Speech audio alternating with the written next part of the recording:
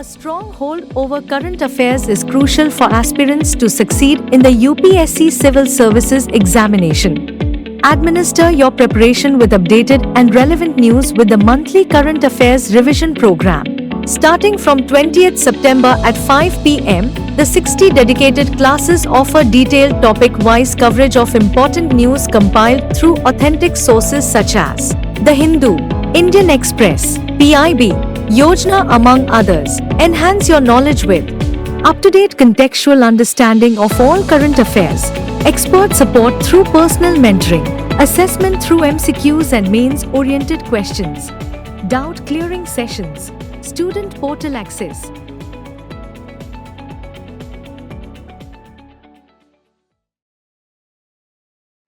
Hello and welcome to this edition of News Today. Without delay, let's have a look at the headlines first. Lokpal forms inquiry wing to probe graft cases against public servants. WHO pre-qualifies the first vaccine against Mpox. DPIIT to launch Bharat Startup Knowledge Access Registry initiative for India's startup ecosystem. 20th Maritime State Development Council in Goa concluded. International Telecommunication Union releases Global Cybersecurity Index 2024. UNESCO calls for applying principles of open science to artificial intelligence. In a significant move to strengthen the fight against corruption, the Lokpal of India has established a dedicated inquiry wing under the Lokpal and Lokyukta Act of 2013. This new body will be tasked with investigating allegations of corruption against public servants and submitting reports within a strict timeline. The newly formed inquiry wing has been set up to investigate offences punishable under the Prevention of Corruption Act 1988. Its key responsibility is to conduct preliminary inquiries into corruption allegations and submit a comprehensive report to the Lokpal within 60 days. The wing will be headed by a director of inquiry working closely with a team of 3 superintendents of police, one each specializing in general, economic and cyber crimes. These SPs will be further assisted by inquiry officers and other staff to ensure thorough and swift investigations. It shall have all powers of civil court under the Code of Civil Procedure 1908. The Lokpal of India itself, established in 2013, plays a crucial role in investigating and prosecuting corruption cases involving public servants. Comprising a chairperson and 8 members, half of whom are judicial members, the Lokpal is appointed by the President of India. The current Lokpal, Justice A.M. Khanwilkar, continues the mission started by the first Lokpal, Justice Pinaki Chandra Ghosh, in 2019. The Lokpal also wields significant authority, including overseeing any central investigation agency like the CBI in cases it refers to them. However, the Lokpal faces several challenges. The prosecution wing, which is critical for following up on inquiries, is yet to be established. Additionally, the Act's limitation period of 7 years for filing complaints may discourage victims or whistleblowers from coming forward after the offence occurs. Another concern is that the Lokpal has disposed 68% of corruption complaints without taking action, raising concerns about its effectiveness. In a groundbreaking development for global public health, the World Health Organization has pre-qualified the first ever vaccine against Mpox, formerly known as monkeypox. The MVA-BN vaccine, developed by the Danish pharmaceutical company Bavarian Nordic, has been approved for use in people 18 years and older. The vaccine has already been approved in Europe and the USA, and its effectiveness is impressive. A single dose provides approximately 76% protection, while a double dose increases this to 82%, especially if given before exposure to the virus. But what does it mean for a vaccine to be pre-qualified by WHO? The Vaccine Pre-Qualification Program was established in 1987 to ensure the quality of vaccines distributed by UN purchasing agencies. To make it onto the WHO list, vaccines undergo rigorous testing, sample evaluations, and inspections of manufacturing sites. However, it's important to note that inclusion in this list doesn't equate to full WHO approval. That's the responsibility of national regulatory authorities in each country. The significance of WHO pre-qualification cannot be overstated. It supports WHO expanded program on immunization by speeding up vaccine procurement for governments. It also supports international agencies like Gavi and UNICEF. It also helps fast-track approvals in various countries, ensuring faster access to life-saving vaccines. Mpox, which was first discovered in monkeys in 1958, is a zoonotic disease caused by the monkeypox virus Mpox. The first human case was reported in the Democratic Republic of Congo in 1970. Monkeypox virus is an enveloped double-stranded DNA virus of the orthopox virus genus. Transmission occurs through close contact with an infected person or animal, or even from mother to fetus during pregnancy. Symptoms include a distinctive skin rash, fever, headaches, and swollen lymph nodes. Mpox is declared as a public health emergency of international concern in 2022 and 24. In a groundbreaking move to boost India's startup ecosystem, the Department for Promotion of Industry and Internal Trade, or DPIIT, is set to launch the Bharat Startup Knowledge Access Registry, or BHASKAR initiative, under the Ministry of Commerce and Industry. This ambitious platform is designed to centralize and streamline collaboration among key stakeholders in the entrepreneurial space, including startups, investors, and mentors. BHASKAR's primary goal is to create the world's largest digital registry for the startup ecosystem under the Startup India program. It aims to nurture innovation and encourage investments by providing seamless networking, access to resources, and powerful tools for scaling businesses. One key feature is its networking capability, bridging the gap between startups and stakeholders across different sectors. It will provide centralized access to resources by providing startups immediate access to critical tools and knowledge. It will enable faster decision-making and more efficient scaling. BHASKAR will assign a unique identification number to each entity, enabling personalized interactions and curated experiences on the platform. Additionally, its robust search features will allow users to find collaborators and opportunities with ease. More than just a registry, BHASKAR will also support India's global brand as a hub for innovation, paving the way for cross-border collaborations. India currently boasts the world's third largest startup ecosystem with over 146,000 DPIIT recognized startups. Department for Promotion of Industry and Internal Trade recognizes business as a startup. Recognition comes with criteria. An entity shall be considered as a startup up to 10 years from date of its incorporation. Additionally, the annual turnover should be less than INR 100 crores in any of the previous financial years. Wrapping up, other initiatives taken for startups include Atal Incubation Centers by Niti Aayog, MARC or Mentorship Advisory Assistance Resilience and Growth Portal of Startup India by DPIIT, and lastly, the Fund of Funds for Startups scheme. Today, we bring you a comprehensive update on the conclusion of the 20th Maritime State Development Council meeting held in Goa. This key event addressed emerging challenges in India's maritime sector and launched several groundbreaking initiatives to propel the country's maritime industry forward. The MSDC meeting tackled pressing issues such as the establishment of places of refuge for distressed ships, aimed at providing safe havens for vessels in crisis, and the development of radioactive detection equipment at ports to bolster maritime security. A notable highlight was the Council's focus on enhancing working conditions for seafarers, advocating for their recognition as essential workers, and ensuring better protection and rights for those who keep the maritime trade running. Among the key initiatives launched at the meeting was the Indian Maritime Centre, a policy think tank designed to unite the fragmented maritime stakeholders. The centre will promote innovation, knowledge sharing, and strategic planning to drive holistic development in India's maritime sector. In addition, India aims to position itself as a global hub for maritime dispute resolution with the establishment of the Indian International Maritime Dispute Resolution Centre. This initiative aligns with the Resolve in India campaign, offering industry-led, merit-based solutions for complex maritime disputes spanning multiple jurisdictions and contracts. The meeting also saw the introduction of the National Safety in Ports Committee application on the National Single Window System platform, which is expected to streamline regulatory processes and boost operational efficiency in the maritime sector. Innovative state-led initiatives were also showcased, including Kerala's monetization techniques for dredging and Gujarat's port-driven urban development projects.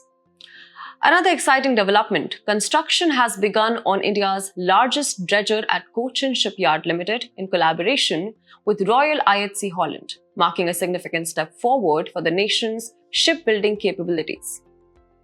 Looking ahead, the Mega Shipbuilding Park Plan was discussed, aimed at consolidating shipbuilding across different states, fostering greater efficiency and innovation. Additionally, a state ranking framework was proposed to encourage healthy competition and promote sustainable practices among coastal states. The MSDC, formed in 1997, continues to play a vital role in shaping India's maritime future. Chaired by the Union Minister of Ports, Shipping and Waterways, the Council's vision for an integrated maritime sector is advancing rapidly, with ambitious projects like the Indian Ports Bill and Sagarmala program shaping the path forward. The International Telecommunication Union has released the Global Cybersecurity Index 2024, assessing country-level cybersecurity efforts across 5 pillars: legal frameworks, technical measures, organizational structures, capacity development, and cooperation. For the first time, GCI 2024 uses a new 5-tier system to assess each country's advances with cybersecurity commitments and resulting impacts. Let's begin with discussing some key highlights. India is among the 46 countries placed in Tier 1, that is, role modeling, demonstrating strong commitments across all cybersecurity pillars. Globally, there has been a notable improvement since the last GCI report in 2021, with all regions showing progress. Africa has made the most significant advances in cybersecurity. However, most countries are still in the establishing Tier 3 or evolving Tier 4 stages. While these nations have expanded digital services and connectivity, they need to integrate more robust cybersecurity measures. Despite these advancements, serious threats persist. Ransomware attacks, cyber breaches in core industries, and costly system outages remain pressing concerns worldwide. There's also a significant cyber capacity gap, with limitations in skills, staffing, equipment, and funding preventing many countries from fully addressing cybersecurity challenges. One key issue is the operationalization of cybersecurity frameworks.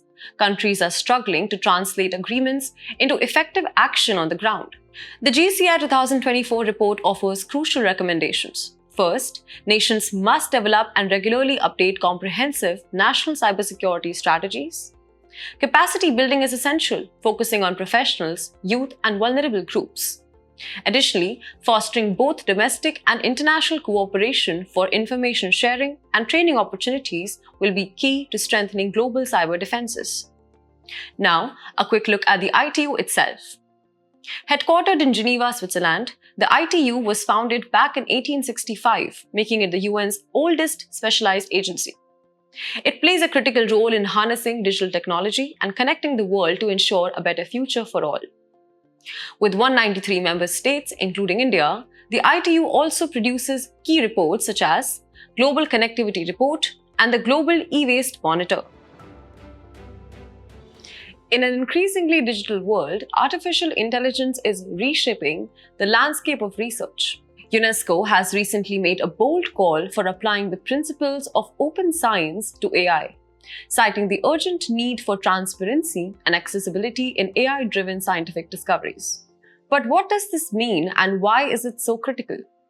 Open science, as defined by UNESCO's 2021 UNESCO Recommendation on Open Science, is an inclusive framework that seeks to make multilingual scientific knowledge openly accessible and reusable for everyone. It encourages collaboration, transparency, and democratization of research. Let's quickly take a glance at the core values and guiding principles of open science. First and foremost, we have quality and integrity. Open science should respect academic freedom and human rights and support high-quality research. Second, collective benefit. As a global public good, open science should belong to humanity. Third, equity and fairness. Open science should ensure equity among researchers from developed and developing countries. And lastly, diversity and inclusiveness. Open science should embrace a diversity of knowledge, practices, workflows, languages, research outputs, and research topics. This might make us think, why is open science threatened due to AI? To begin with, it leads to reproducibility crisis, as other researchers cannot replicate experiments conducted using AI tools. Also, limited collaboration between AI and non-AI disciplines can lead to an inconsistent uptake of AI across science. It poses data challenges too. While high-quality data is foundational to AI applications, researchers consistently face challenges regarding its volume, heterogeneity, and potential for bias.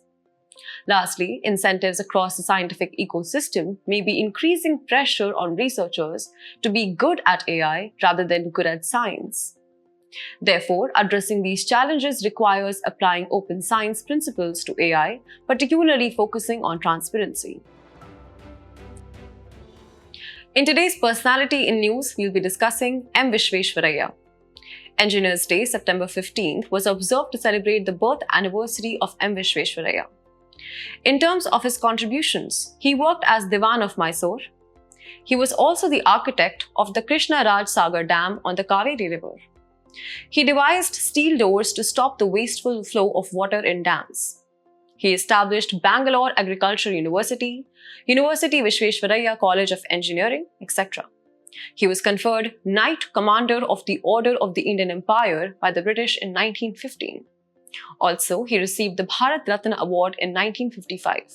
He displayed values of perseverance, honesty, scientific temper, compassion, etc. As we conclude today's main news, let's have a look at some quick updates. About 1.14 crore cases settled at 3rd National Lok Adalat of 2024, organized by National Legal Services Authority. NALSA, constituted under Legal Services Authorities Act 1987, provides free legal services to weaker sections. Ministry of Micro, Small and Medium Enterprises has inaugurated Center for Rural Enterprise Acceleration through technology setup in Leh. It supports and enhances local productivity, product quality, economic potential, and improves livelihoods for the local communities. Indian National Centre for Ocean Information Services has unveiled Integrated Ocean Energy Atlas. It identifies areas with high potential for energy generation. It covers marine meteorological energy and hydrological energy. Iran launched a research satellite CHAMRAN-1 into orbit. Its aim is to test hardware and software systems for orbital maneuver technology. West, including US, sees Iran's space program as a potential cover for developing intercontinental ballistic missile.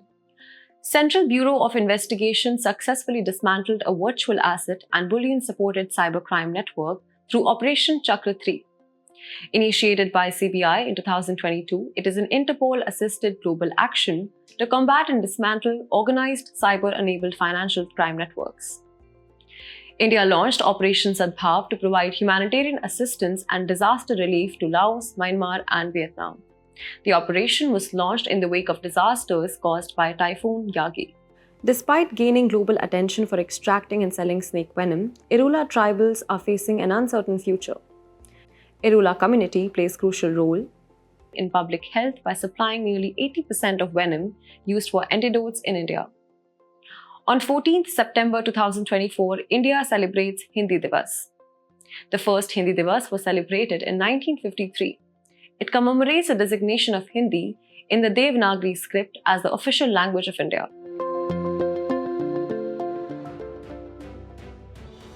Before we sign off, let's challenge your understanding in today's installment of Test Your Knowledge.